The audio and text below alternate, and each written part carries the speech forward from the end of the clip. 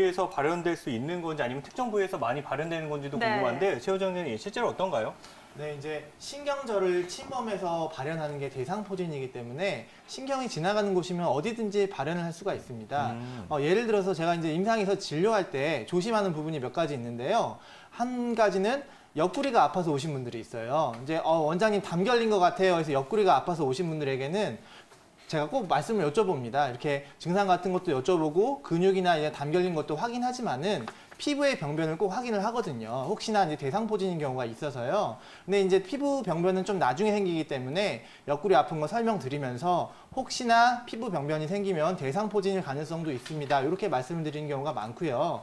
마찬가지로 이제 귀뒤가 아프신 분들이 있으세요. 귀뒤가 아프신 분들도 단순히 목 뒤나 귀의 어떤 근육 문제가 아니라 어떤 안면 쪽으로 오는 대상포진에 관련돼서 나오는 증상이 있을 수가 있고요.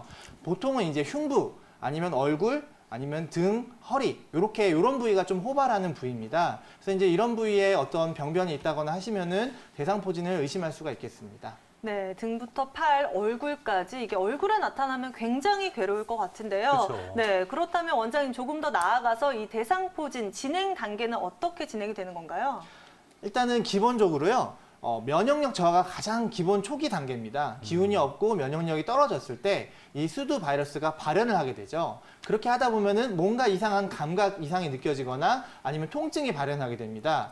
이 단계에서는 잘 알 수가 없어요. 이제 그냥 근육통인가 아니면 신경통인가 이 정도까지 알고 계시다가 발진이 나기 시작합니다. 근데 이 발진이 신경절을 따라서 한쪽으로 편측으로 띠를 두르시 나기 때문에 이제 그때쯤이면 대상포진을 의심을 할 수가 있고요. 그 다음에 이제 이게 시간이 지나면 수포가 생기고 2주 뒤에는 이제 딱지가 지게 되죠. 그래서 이제 대상포진 같은 경우는 초기 발진이 발견된 후에 3일 이내에 항바이러스제를 투여를 하면은 효과가 좋은 것으로 알려져 있기 때문에 만약에 통증이 있는데 어떤 이런 수포나 이런 발진이 생긴다고 하면은 그때는 이제 병원에 가서 상담을 하시는 것도 필요하다고 할 수 있겠습니다. 또 대상포진이 눈 주위에 발생이 되면은 네. 일반적인 구안화사하고도 굉장히 헷갈릴 것 같아요. 그럴 것 같아요. 많은 분들이 이 증상을 정확히 모르면은 잘 구분하기도 어려울 것 같은데요. 최호정 의원님 어떻게 구분하면 좋을까요?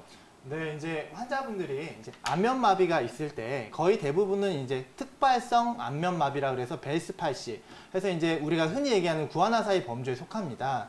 그래서 6주 이내에 많이 좋아지고 이렇게 이 하면은 한쪽으로 이렇게 흘러내리고 침이 흘러내리고 눈을 감으면은 한쪽 눈이 다 암 감기고 눈물이 흐르고 미각 장애가 흐르고 어떤 이런 안면마비 증상이 있는데 이제 대상포진으로 인한 안면마비 증상은 조금은 틀려요. 이제 제일 많이 틀린 증상은 통증입니다. 일반적인 안면마비는 그렇게 통증이 심하지 않고 귀 뒤에 약간 통증이 있을 수는 있지만은 통증 자체가 많이 심하진 않습니다. 하지만은 이제 대상포진으로 인한 안면마비는 통증이 심하고 그다음에 수포가 보이는 경우가 많고요. 예후적인 측면에서도 안면마비에 대한 예후는 크게 다르지 않지만은 아까 황만기 원장님께서 잘 말씀하셨듯이 안구라든가 아니면 청력이라든가 이런데 이제 대상포진 바이러스가 침투를 해서 손상을 일으킬 수가 있어요. 그래서 이제 시력 장애라든가 청각 장애, 이명, 현운 이런 게 생길 수 있기 때문에 만약에 수포가 보이는데 통증이 있는데 안면마비다 그러시면은 빨리 병원에 가셔가지고 안과적인 어떤 항바이러스 처치라든가 이런 게 필요하고요.